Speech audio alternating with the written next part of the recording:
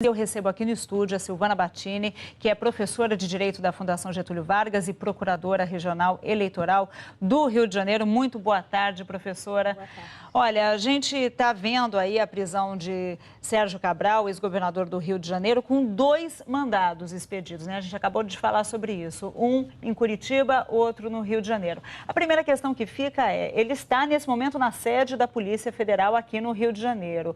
Ele deve ser levado para Curitiba? Existe já alguma expectativa de que ele fique preso aqui ou lá? Bom, na verdade, essa novidade da gente ter uma prisão decretada por 2 juízes de 2 localidades diferentes é realmente uma coisa inusitada, porque foi uma ação coordenada, o que, na verdade, revela mais uma nova forma de agir que a Lava Jato vem trazendo. Mas a disponibilidade do preso deve atender à conveniência da ação penal. Então, agora é uma questão de estabelecer qual é a conveniência, qual é a prioridade no momento, em qual juízo é mais importante que ele permaneça disponível. Então, isso tem que ser decidido, na verdade, entre as 2 jurisdições, a de Curitiba e a do Rio de Janeiro, atendendo à conveniência dessa instrução. Não há nenhuma determinação prévia do que deve ser feito ou que não deve ser feito, é para atender justamente a oportunidade e a proximidade da prova.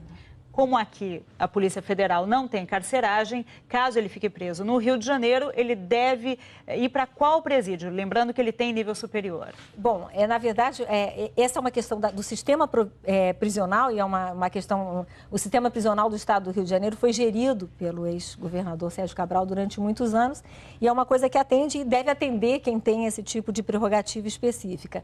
E a Justiça deve atender e dar condições para que ele seja atendido diante das suas funções, mas nós não temos um presídio especial para isso, na verdade.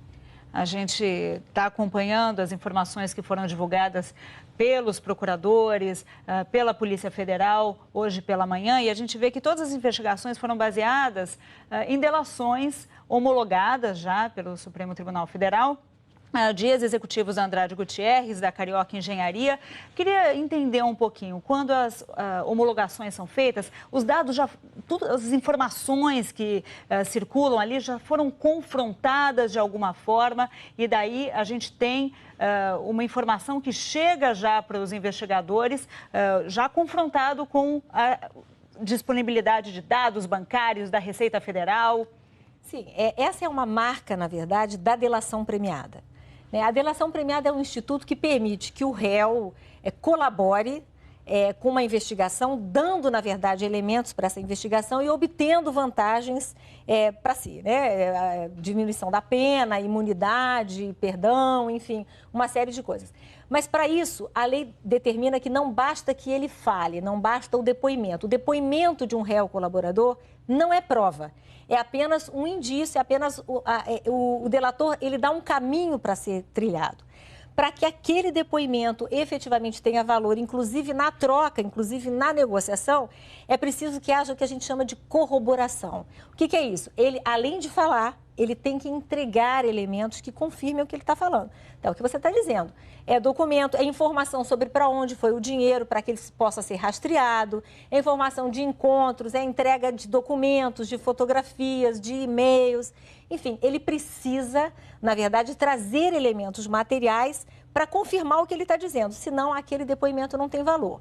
Então, quando a gente tem uma delação premiada que informa, que está na base de um pedido de prisão preventiva como esse, de várias prisões preventivas como a gente teve hoje, o que a gente tem é elementos que dão um indício forte sobre a prática daquilo. Mas é importante a gente saber que esse é o início do processo.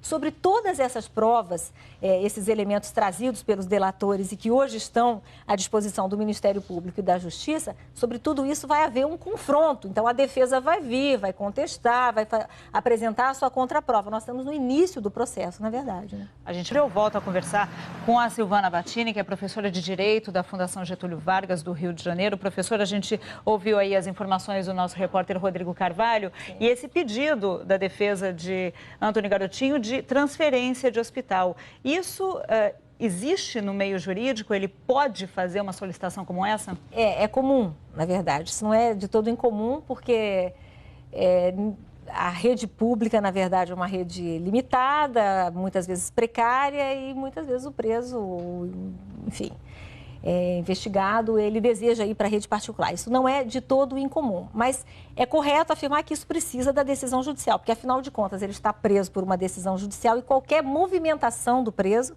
depende de autorização da autoridade, na verdade, que decretou essa prisão. Então, é preciso que isso seja feito com o controle judicial. E é o juiz eleitoral de Campos, né, na verdade, que decretou essa prisão. Para onde ele deve ser levado. Muito obrigada, professora, pela sua participação aqui no Jornal da Globo News.